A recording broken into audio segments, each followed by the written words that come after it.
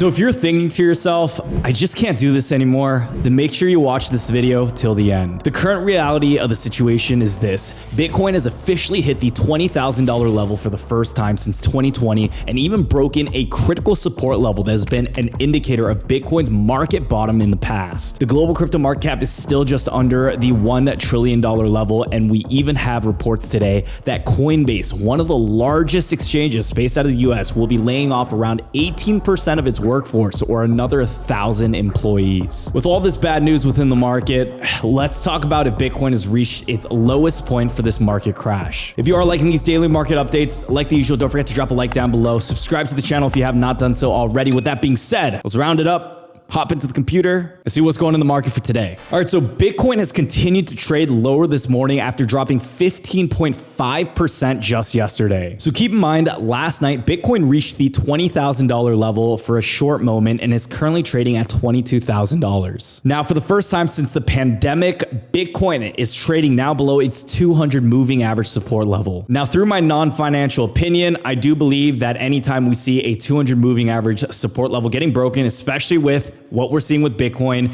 this would be a pretty solid spot to start dollar cost averaging, with Bitcoin sitting in the low $20,000 or even the high 19,000s. Now, this is all going to just depend on what your time horizon is and how much ammo you got packed in that arsenal, because in the past few days, Bitcoin has also had over $1 billion in liquidations and now has lost over 2% in its Bitcoin dominance measurement. The reality of the situation is this: there's really no way to sugarcoat it. And it's pretty crazy and scary to believe that Bitcoin is now back at $20,000. But I would say this here is still going to be a fantastic buying opportunity if you are genuinely bullish and long-term invested into crypto as an asset. Now, TradingView, which is one of the most popular and reliable charting softwares to date to do any type of crypto TA, has Bitcoin charting data starting from 2014, with the RSI literally showing that it's at an all-time low on the weekly time frame. This means for the past 8 years that Bitcoin has been around, it's never been considered as oversold as it is right now. I went ahead and even zoomed in onto the weekly RSI for you on this screenshot and drew a horizontal line for you to see. If you do this with the same monthly time frame, you would see that the RSI is still sitting at all-time lows. If some of you guys don't know what RSI means, just for our newer investors, it's simple as this.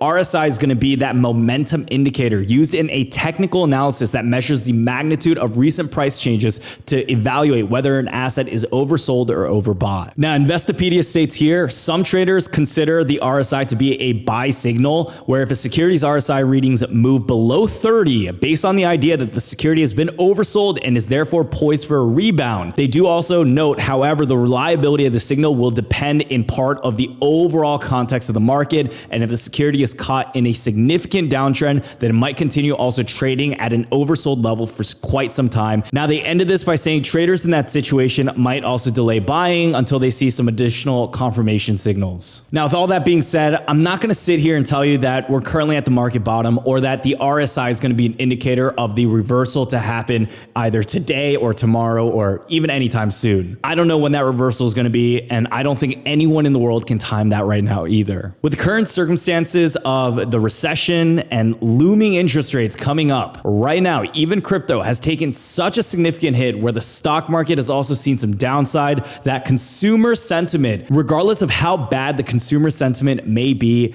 because of the current macroeconomic circumstances, I don't know how much sentiment changes or being oversold could actually change in terms of reversal for these assets. Now, the facts are, if the correlation between Bitcoin and the S&P 500 continues to remain high, because it has before for the past few months, then we could see Bitcoin drop into even lower levels, because the S&P 500 doesn't seem to show any type of slowdown with its downtrend as well. Now, I know we're going to sound like a broken record on this channel, but this is why I mention it time and time again, and it's so important to dollar cost average, not trying to time the market every time, because if you bought in any time for the past few weeks, you would be down significantly on your investment as well. Dollar cost averaging is a simple but yet very effective strategy amongst any bear market, because you can continue to invest during these times and not have to worry about buying at the absolute bottom, or where you buy in and it just continues dropping down even more. In In terms of actionable steps on what you guys can do in order to make sure you capitalize on this moment and you want to still dollar cost average, which I believe is the best strategy, all you have to do is set aside money every single month, however much money you want,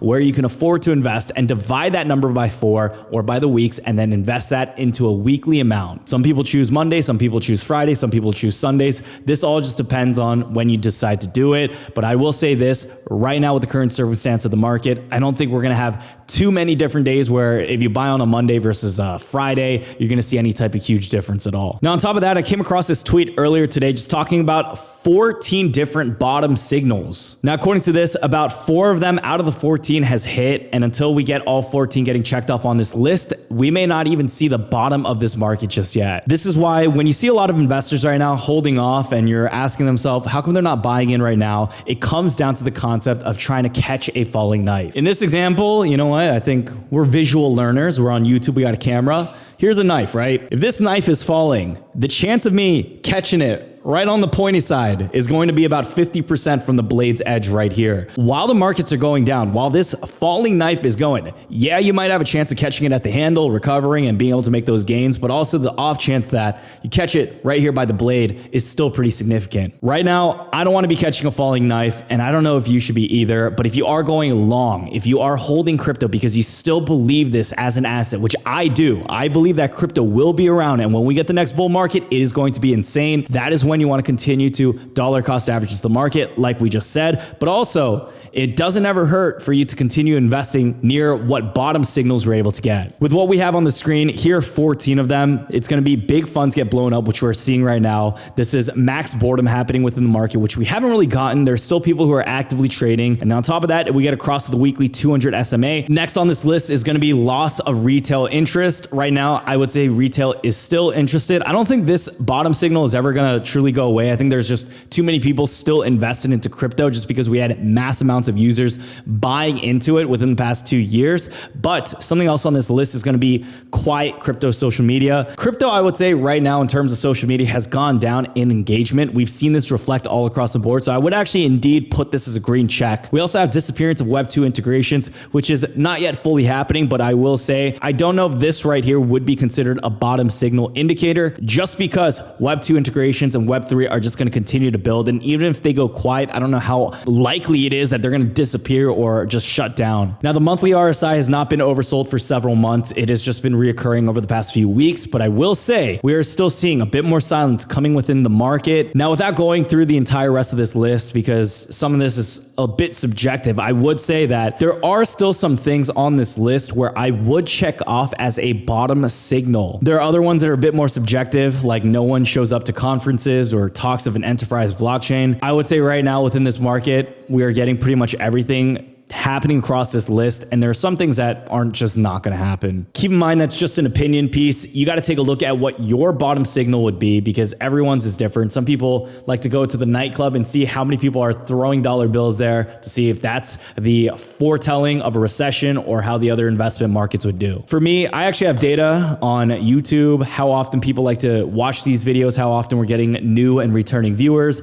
And from this, I can get a gauge too on whether or not we see the market sentiment changing as well. On my end of the data, I don't expect us to see any type of significant liftoff happening anytime soon, but I'm still very bullish that by the end of this year, maybe even going to Q4, that we're able to see some type of explosion happening within the market. We've been stating this for months now. Yeah, even if we're within this bear market, I do think a relief rally, which I personally believe has not fully happened yet, could occur Q3 or Q4 when we are flat for so long and we get a little bit of extra green momentum. We could see recovery happening then. Now, who knows? I stated in the beginning, I don't know. I'm sure most of you guys don't know either. Only time will tell what will happen in the markets. Now, real quick, before we go into the Celsius update, I want to talk about a message from our sponsor, Public. So getting started investing during these times can be really, really intimidating, but Public is here to make it easier for you to get started. Public is an accessible mobile investing platform designed to help all investors from beginners to experts learn and be better investors. On Public, you can build a portfolio with a wide variety of assets from stocks and ETFs all the way to crypto and soon even NFTs and other collectibles. Public has thousands of stocks and ETFs on their platform, as well as over 30 cryptocurrencies. They even have all the most cryptocurrencies like Bitcoin, Ethereum, and Cardano if you guys are looking to start your DCA now. Given the current turbulent market conditions for both stocks and cryptocurrency, I also like that on Public, there's also this interactive social community element where I can share ideas and chat with millions of other investors. On top of that, you can also create group chats with friends, family, or any of the other 3 million community members on the Public app, so you're not alone in the investing experience. Now you can join me in the community to see what market trends I'm following. Also, when you sign up using my link down below, you can get up to $1,000 to invest where you sign up and make a deposit as well. Now, thank you to Public for sponsoring this video, and back to the content. All right, so with regards to Celsius, let's talk about where the problem started, how it arose, and then the current state of Celsius's finances and what their plan of action is next. So all this pretty much started when staked Ethereum, which is one-to-one pegged with regular Ethereum, lost its peg and began to tank hard. Staked Ethereum represents the Ethereum locked in the Ethereum 2.0 beacon chain and can be utilized as collateral to borrow more Ethereum on other DeFi platforms. As a result, when staked Ethereum lost its peg, the position that had borrowed Ethereum using staked ETH were also liquidated. Now, what happened was this fueled the panic selling, especially within the Ethereum of crypto markets. And then we saw yesterday Ethereum just tanking as well. Now, Celsius was impacted by this pretty harshly just because they were locking customer funds into staked Ethereum. And when the token lost its peg, there was a huge liquidation crisis. The protocol went ahead and nearly lost 73% of its Ethereum locked in staked Ethereum, or staked Ethereum 2.0, making it nearly impossible to withdraw until the merge. Now, what happened is this made Celsius functionally insolvent on their Ethereum position, as only 27% of their Ethereum was open to sell. Now, the market conditions led to substantial Ethereum withdrawals that spiked as high as 50,000 Ethereum per week, and Celsius didn't have enough open Ethereum to meet the demand for withdrawals. Therefore, as you guys know, what happened next was Celsius halted transfers and withdrawals from its platforms, citing the rough market conditions. Now, Celsius has gone through a series of unfortunate financial events in the past year, and many believe they are now on the verge of bankruptcy. The platform went ahead and lost 35,000 Ethereum when the DeFi protocol Stakehound lost its keys also back in 2021, and Celsius lost $50 million in a 2021 hack, where they lost then even more money from UST and Luna crash, and then now with the latest Ethereum depegging, which they have now lost at least $120 million of user funds. With that being said, right now the crypto community is continuing to be left in the dark, and Celsius even had this pretty pathetic tweet, in my opinion, just stating that they're going to come out with some info, but they don't know when that's going to be. Celsius also made some moves like exiting its DeFi positions and replacing them with stablecoins like USDC, and also the network also went ahead and sent $320 million in Ethereum to FTX just before the announcement. Now, the move remains unexplained, but analysts and experts believe that Celsius Network is currently working hard to tackle the current situation and rise above the present liquidity crisis. Regardless of what their intentions are, here's the worst case and best case scenario. So worst case scenario is anyone who has money locked up in Celsius, I got my funds locked up in there too, I can't get it out, it would be gone for good. Now, there's always the possibility the SEC or some insurance being able to come in and kick in and being able to reimburse investors money that they lost. But we're talking about crypto here, we're talking about Celsius, and we're talking about a market right now where no one has really expected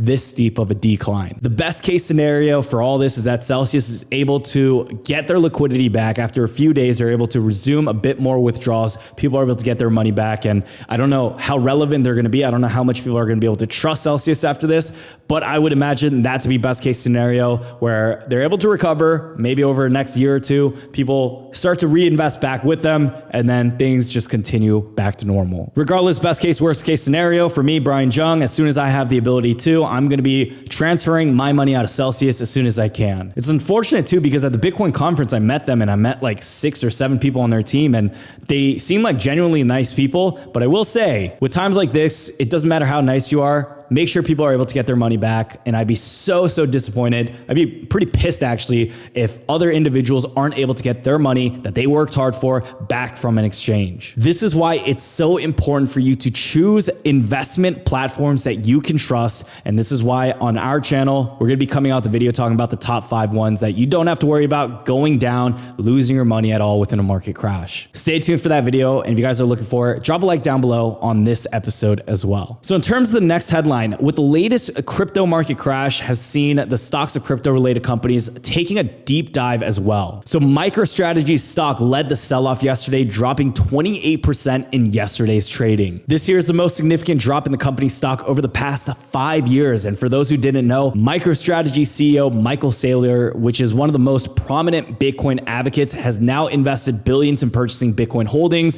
which has now gone significantly down in price. Keep in mind, they have 129,000 tokens, and thousands of their Bitcoin holdings were actually purchased on leverage, and investors feared that Michael Saylor would receive a margin call if Bitcoin continued to drop to the price of $21,000 or below. For anyone who's new to investing, a margin call is usually just an indicator that one or more of the securities held in the margin account has decreased in value, and when a margin call does occur, the investors must either deposit additional funds or marginable securities in that account, or some sell-off of those assets would occur. Now, we're getting some memes like this coming out on Twitter. Someone check on Michael Saylor, because he is not going to be in a good place right now, especially with how much his stock is down and how much the price of Bitcoin is down too. Now, despite the margin call, the criticism, and all the FUD, Michael Saylor has still been calm and still been sharing his thoughts over on Twitter. Yesterday, Michael Saylor tweeted, "When MicroStrategy adopted a Bitcoin strategy, it anticipated volatility and structured its balance sheet so that it could continue to hodl through adversity." He also created a pretty sweet new profile pic showing intense laser focus as well. Several other vocal Bitcoin supporters have also added laser eyes to their profile pictures in the past to show their support of the cryptocurrency, including El Salvador President Nayib Bukele, Senator Cynthia Lummis, and also Representative Warren Davidson. Now, on top of that, we also got the recent crypto liquidation crisis happening, where 2 stablecoins also recently lost their peg. So at the time of this research, USDD is trading at 98 cents and USDN is trading at 96 cents. This is going to come from the TRX stablecoin USDD, which is also algorithmic stablecoin, similar to what we saw with Terra Luna stablecoin. And even right now, with the slight depegging, we actually got some word from the Tron founder Justin Sun stating this: USDD's depegging happened because of large numbers of short sellers targeting TRX and the network's native token on crypto exchange Binance. He added that the Tron DAO reserve would pledge as more than $2 billion to fight the short sellers. Now, in the past 24 hours, the Tron DAO reserve has purchased around $850 million in USDC in 3 separate transactions, bringing their total USDC reserve to $2.5 billion.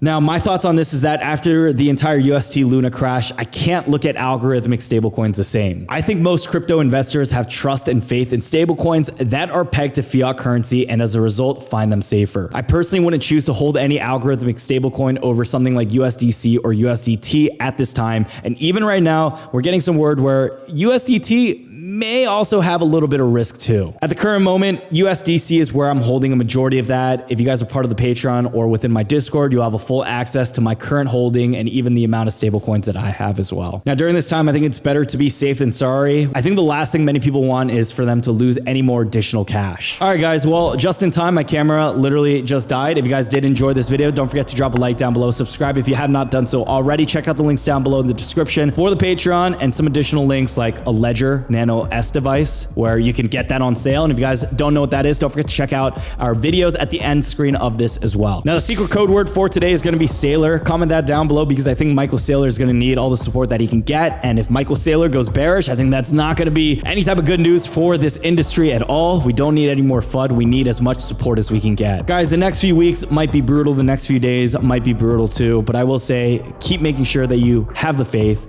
move forward, and we'll get through this together. Thank you all so much again for watching this video. And until next time, peace out.